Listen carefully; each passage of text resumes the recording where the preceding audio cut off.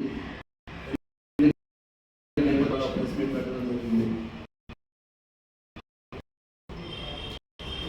గురువు గారు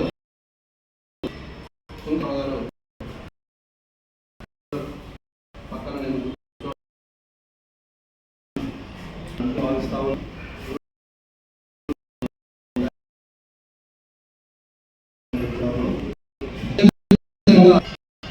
ఈరోజు ఉపాధ్యాయ అంటే గతంలో చూసుకున్నప్పుడు గురువు చూపిన మార్గంలోనే ఎవరైనా నడిచేవాళ్ళు. అదేవిధంగా రిటైర్డ్ అయినట్లు రిటైర్డ్ ఉపాధ్యాయులే ఎమ్మెల్యేలుగా, ఎంపీలుగా, రాజ్యసభ సభ్యులుగా వెళ్ళేవారు. ఒకటైనా ఎమ్మెల్యే అయినా ఎవరైనా కూడా ఎవరు వాళ్ళకి సంబంధించిన అధికారులు లేకపోతే వాళ్ళ పార్టీకి సంబంధించిన వాళ్ళు రెస్పాండ్ అయిపోతారు. కానీ ఒక టీచర్ ఊళ్ళోకి వస్తున్నాడు అంటే కులం, మతం, వయసుతో సంబంధం లేకుండా టీచర్ ఎందుకు అన్నానంటే గురువు దైవంతో సమానం కాబట్టి. అలాంటి గురువులు ఎన్నుకునే గురువును నిర్ణయం చేసే ఎన్నిక జరుగుతూ ఉన్నది.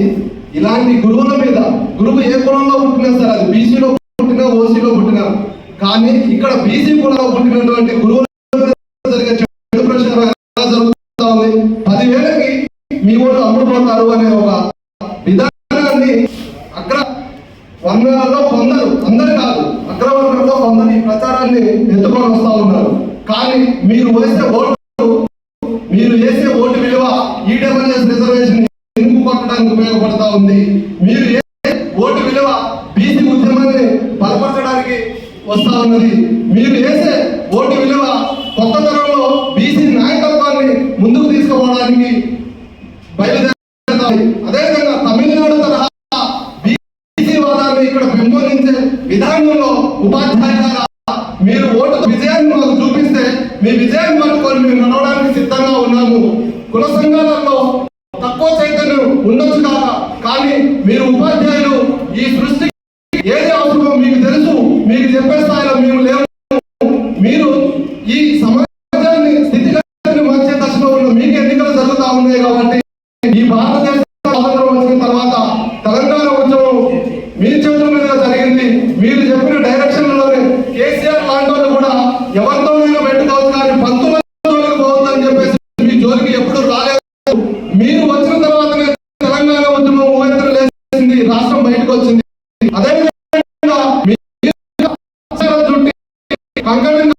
మీ ఓట్లతో బీసీ అభ్యర్థులకి బయట వేశారు అని అంటే బీసీ ఉద్యమానికి ఒక పురుడు పోసినటువంటి పురింటిగా ఉన్నటువంటి ఒక బిడ్డని ఆరోగ్యంగా బయటకు వస్తే అది హెల్దీగా ఎలా బయటకు వస్తా ఉందో ఆ విధంగా మీరు బీసీ ఉద్యమాన్ని బతికించిన వాళ్ళుగా ముందుకు వస్తారు. మీరు మార్గాన్ని చేస్తారన్న ఆకాంక్షతో మేము ఉన్నాము.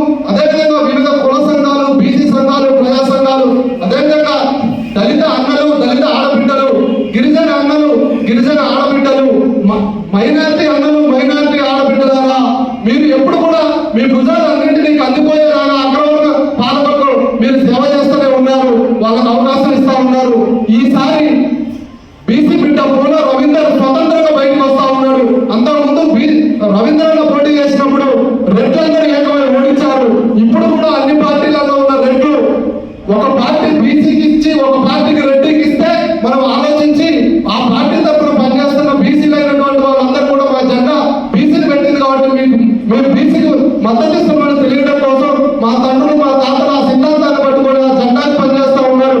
కాబట్టి మేము ఆ పార్టీని చేస్తామని చెప్పుకొని బీసీలో మరి వాళ్ళు ఓటేయచ్చు.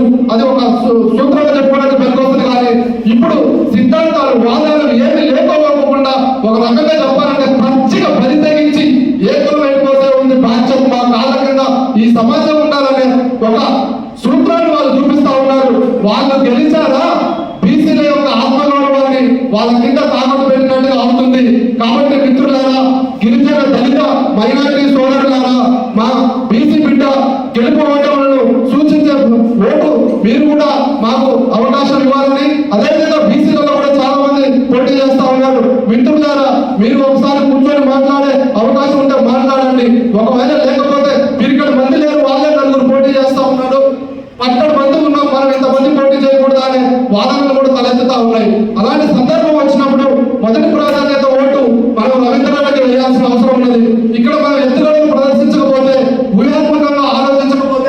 మళ్ళీ 70 సంవత్సరాలు పడుతుంది మనం బయటికి రావడానికి. కాబట్టి దయచేసి మరొకసారి పోల రవీంద్ర అన్న గారిని మీ మొదటి ప్రాధాన్యత ఓటుతో గెలిపించాలని, అదే